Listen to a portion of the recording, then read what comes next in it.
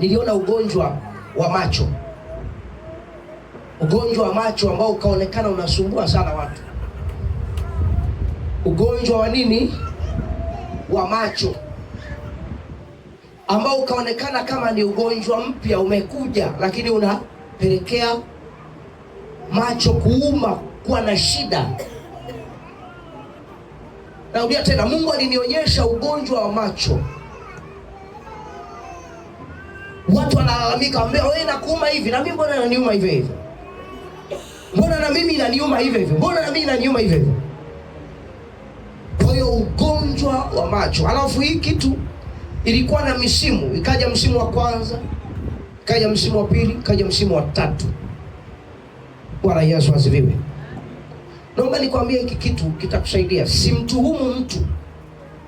Duniani kuna magonjwa ya aina tatu. Kuna magonjwa ya asili, yapo. Yale yanaitwa magonjwa ya nature, kwa maana ya magonjwa ya mtu alikozaliwa, wao wanaumwaga ugonjwa aina fulani. Kuna ugonjwa wa msimu ambao labda upo kwa sababu ya mazingira. Kwa sababu duniani kuna season, kuna majira yako manne, kipupwe sio na nini na nini na nini. Lakini kuna magonjwa creativity, magonjwa ya kutengenezwa. Hii kitu watu wengi wajui, kuna magonjwa ya kutengeneza ambayo yanatengenezwa kwenye maabara ili watu watengeneze fedha. Unanisikia? Ili watu watengeneze nini? Fedha. Kama ulikuwa hujui, kuna magonjwa ya kutengeneza kwenye hii dunia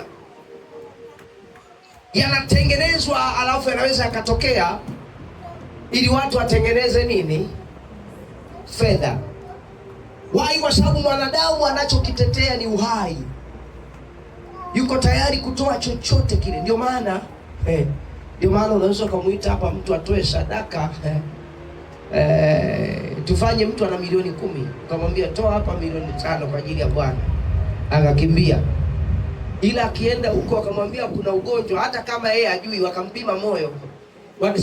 Kwani watu wengi nyie mnavyo, ukipimwa wakiwaambia unaumwa ugonjwa fulani, unakuwa umeuona? Wewe unaona vya ndani. Akapimwa hapa moyoni, anambia moyo tunapouona huu, tusipokushughulikia ndani ya wiki 2 unakata moto. Na ni dawa tu za milioni 5 sasa hivi zitoe. Hata kama hujaona utazitoa hizo dawa. Utaitoa hiyo hela milioni 5. Ni kweli sio kweli? Why you fear to die? Unaogopa kufa. So kuna ugonjwa wa macho. Ugonjwa una namna yake. Bwana Yesu asifiwe. Unanisikia?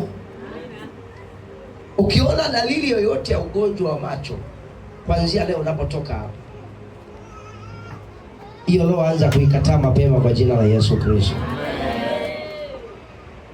Sema maneno haya. Sema, Bwana Yesu Kristo, tunakushukuru